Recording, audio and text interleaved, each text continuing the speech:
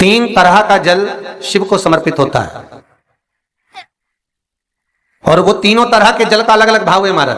पहला जल सादा, घर से पानी लेकर गए, जल लेकर गए, शंकर को चढ़ाया, वो हमने घर का अपना एड्रेस बता दिया, भगवान शिव को जल चढ़ाकर अपने आनंद के लिए शंकर से कुछ प्राप्त कर लिया। दूसरा जल, जल के कलश में थोड़ा सा इत्र डालकर शंकर को जब समर्पित करते हैं तो महाराज घर में अगर कोई व्यक्ति बहुत रोगीला है, बहुत रोगीला, एक शिव महापुराण में, स्कंद पुराण में, नर्मदा पुराण में, भविष्य पुराण में, अग्नि पुराण में, नारद पुराण में, बरहा पुराण में, वामन पुराण में जितनी चीजें लिखी गई है एक एक प्रैक्टिकल कर देखो तो शिव महापुराण, स्कंद पुराण का यह भाव याद करिए कि एक लोटे पानी में इत्र मिलाकर, जल में इत्र मिलाकर, बहुत रोगीला व्यक्ति, बहुत बीमार व्यक्ति है, एक लोटा पानी उसका हाथ का स्पर्श कराकर शंकर को चढ़ाना प्रारंभ कर दीजिए। महाराज केवल 5 या 7 दिन चढ़ाओ और वो 7 दिन के बाद में उस बीमार व्यक्ति का क्रम देखिए कि उसमें कितना आराम लगा है।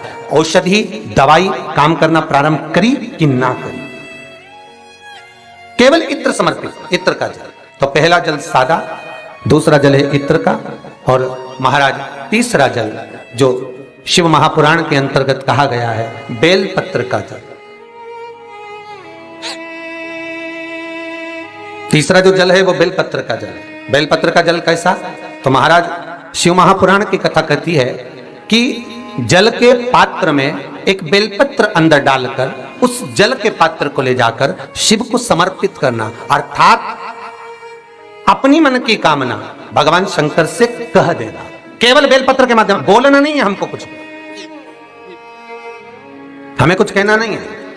3 तरह का जल का जो व्याख्यान वर्णन किया गया, एक सादा जल जो भगवान को कहा, आपने अपना एड्रेस बता दिया, आपने अपने मन का भाव बता दिया। इत्र का जो जल चढ़ाया गया वो केवल रोग मुक्ति के लिए चढ़ाया गया। और तीसरा बेलपत्र, अगर उस जल में एक बेलपत्र भी पड़ी हुई है और वो बेलपत्र पड़ा हुआ जल आप जिस भाव से चढ़ा रहे हो, जिस कामना से चढ़ा रहे हो, शंकर वो कामना आपकी पूर्ण कर देते। और लिंग पुराण को अगर आप पढ़ेंगे तो उसमें पाएंगे कि लिंग पुराण के अंदर लिखा है कि आप शंकर को अगर जल भी नहीं चढ़ाएं, आप शंकर को वस्त्र भी नहीं चढ़ाएं, आप शंकर को फूल भी ना चढ़ाएं, आप बेलपत्र भी ना चढ़ाएं, अगर शंकर को आपने कुछ भी ना चढ़ाया तो केवल शंकर के मंदिर में 2 क्षण जाकर उस शिवलिंग के सम्मुख में बैठ जाओ, कुछ मत बोलो, केवल मौन होकर उसको निहार लो, केवल मौन होकर निहार लो।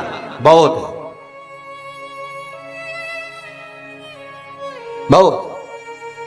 जो हनुमान जी महाराज को 3 तरह की माला समर्पित होती है, एक आंकड़े के पत्ते की, दूसरी बेलपत्र के पत्ते की, तीसरी पीपल के पत्ते की। ये 3 तरह की माला जब शंकर हनुमान जी महाराज को समर्पित होती है, जिस समय पर अगर व्यक्ति के जीवन में बहुत भारी रोग हो गया है, बहुत ज्यादा कष्ट हो गया है, कैंसर जैसी बीमारी भी अगर उसको घेर ली है और किडनी लीवर सब बेकार हो गया, तो निवेदन है पीपल के पत्ते की माला बनवाओ, 108 पत्ते की, और हनुमान चालीसा का हर पत्ते पर स्मरण करिए। महाराज आप हनुमान चालीसा पढ़ते जाओ, माला में गांठ लगाते जाइए, और वो माला जो व्यक्ति कैंसर से पीड़ित है हाथ का स्पर्श कराइए और शंकर को चढ़ाइए। केवल अष्टमी तिथि के दिन ये माला समर्पित होना चाहिए, शुक्ल पक्ष की अष्टमी के दिन। आप 2 या 3 अष्टमी को कर देखिए, अपने आप दवाई लगना प्रारंभ होगी, कैंसर जैसा रोग भी धीरे धीरे समाप्ति पर आएगा। महाराज पर करना शुक्ल पक्ष की अष्टमी को ही। महाराज कोई बच्चा एग्जाम में बैठ रहा है, सीए की पढ़ाई कर रहा है, कोई बहुत बड़े एग्जाम में बैठा, पास हो ही नहीं रहा, बहुत हार गया, बेलपत्र की माला चढ़ाई। पर बेलपत्र की जो माला है वो केवल प्रदोष पर चढ़ती है श्री हनुमान जी महाराज। आप बेलपत्र की माला चढ़ाओ, 108 बेलपत्र, आप श्री शिवाय नमस्तुभ्यम मंत्र का जाप कर गांठ लगाकर भगवान श्री हनुमान जी महाराज के सामने पहुंचकर माला को सीधी रखकर, जो व्यक्ति एग्जाम में बैठ रहा है, नौकरी के लिए, अन्य पढ़ाई के लिए, अगर कंपटीशन एग्जाम में भी बैठ रहा है, तो माला को हनुमान जी महाराज, और हनुमान जी कौन से होना चाहिए? पूर्वमुखी। हनुमान दक्षिण मुखी नहीं चाहिए, पूर्व में जिन हनुमान जी का मुख हो वो माला ऐसी समर्पित कर हनुमान चालीसा का पाठ कर 3 बार स्मरण कर माला श्री हनुमान जी को पहना दीजिए। ऐसा कोई एग्जाम नहीं जिसमें से आप निकल ना पाए महाराज, पर करना आपको पड़ेगा। प्रदोष का दिन होना चाहिए, प्रदोष के दिन भगवान, और प्रयास जहां तक हो सके प्रदोष काल में अगर चढ़ाएंगे तो ज्यादा फलदायी रहेगा, प्रदोष काल में। तीसरी है आंकड़े की माला। महाराज आंकड़े के पत्ते की जो माला होती है, यह माला कार्य की सिद्धि के लिए होती है। इसमें एक एक आंकड़े के पत्ते पर सीताराम लिखा जाता है, मात्र एक पत्ता ऐसा होता है जिस पत्ते पर सीताराम नहीं लिखा जाता। 108 पत्ते में से एक पत्ता बस उस पत्ते को हथेली में रखकर उल्टा हाथ आपको रखना है और अपनी कामना कर कर उस पत्ते को बांध देना है। ये जरूरी नहीं है कि 25 के बाद बांधो, 50 के बाद बांधो या 100 के बाद बांधो, आपकी मर्जी पड़े उस खाली पत्ते को कहीं पर भी बांध दीजिए और उस माला को अपनी कामना कर कर श्री हनुमान जी महाराज को समर्पित कर दीजिए महाराज। इसके लिए कोई तिथि, कोई दिन, कोई वार निश्चित नहीं है। बस ये माला जब हनुमान जी को चढ़ जाए तब एक घी का और एक तेल का दिया हनुमान जी के सम्मुख में लंबी बाती का लगा देना है महाराज, एक घी का एक तेल, और अपनी कामना कर कर आप आ जाइए। आपकी वो कामना 2.5 महीना या 3 महीना, इससे ज्यादा नहीं जाएगा, वो कामना बाबा पूरी करेगा, क्योंकि शिव और हनुमान ये सब एक ही स्वरूप है। अब आप कहेंगे महाराज जी ये कौन सी पुराण से लिया है, तो आप इसको लिंग पुराण के अंदर देख सकते हैं। आप गीता प्रेस गोरखपुर की लिंग पुराण लीजिए, उसके अंतर्गत आप इसका व्याख्यान वर्णन पढ़ सकते हैं महाराज। एक एक क्रम हमारे शास्त्रों का हम उसको बस ज्ञात करें, हम इधर उधर डोले नहीं। हमारी पुराणों में इतने लेख लिखे गए हैं, उसको ही अगर हमने निकाल लिया तो हम जीवन में सुख पा सकते हैं, हम दुखी नहीं हो सकते। मंत्र कौन सा है जो दिया जा रहा है, वो मंत्र कौन सा है जो प्रदान किया जा रहा है?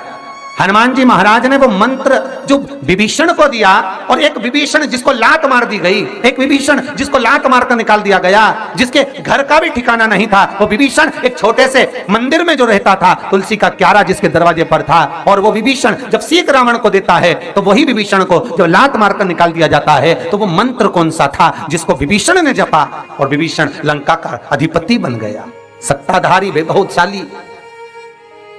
वो मंत्र कौन सा? केवल एक मंत्र जो श्री हनुमान जी महाराज ने विभीषण को दिया। महाराज वो मंत्र कोई दूसरा नहीं था, केवल भगवान का नाम विभीषण को प्रदान किया था। क्यों? क्योंकि विभीषण के दरवाजे पर जब हनुमान जी महाराज पहुंचे थे, विभीषण के द्वार पर जब हनुमान जी महाराज पहुंचे तो विभीषण के दरवाजे पर जाकर क्या देखते हैं कि सब कुछ विभीषण के यहां पर है, और विभीषण लगा हुआ है, कभी यहां पर प्रणाम करता है, कभी वहां प्रणाम करता है, कभी विभीषण यहां जाता है, यहां नमन करता है, कभी विभीषण वहां नमन करता है, कभी विभीषण इस स्थान पर जाता है, विभीषण यहां मत डोल रहा है, ये हनुमान जी देख रहे हैं। घर में दिखाया तो वास्तु दोष है, क्या करें? पाइप तोड़वा के इधर का इधर कर दो, सीढ़ी तोड़वा के इधर कर दो। राशि में दिखवाया तो ग्रह दोष है। सारे दोष मनुष्य को नजर आते हैं और सब कुछ कर लेता है वो, पितृ दोष के लिए भी, वास्तु दोष के लिए भी, ग्रह दोष के लिए भी, पर मनुष्य को सारे दोष नजर आते हैं। जब दुख आता है बस एक दोष नजर नहीं आता अपने कर्मों का कि पहले क्या कर कर आया है, वो भी तो दिखवाओ किसी महाराज से।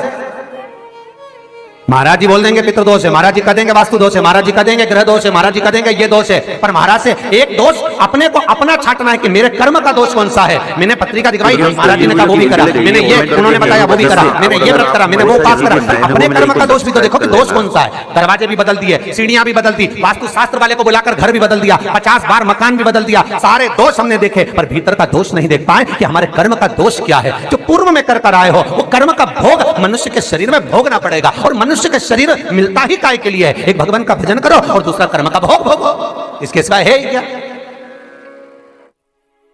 का शरीर केवल 2 कारणों से मिला है, एक कर्म का भोग भोगने के लिए और एक भगवान का भजन करने के लिए। तो कर्म का भोग भी भोगना और भगवान का भजन भी करना है, तो क्यों करना है? तो शिव महापुराण की कथा कहती है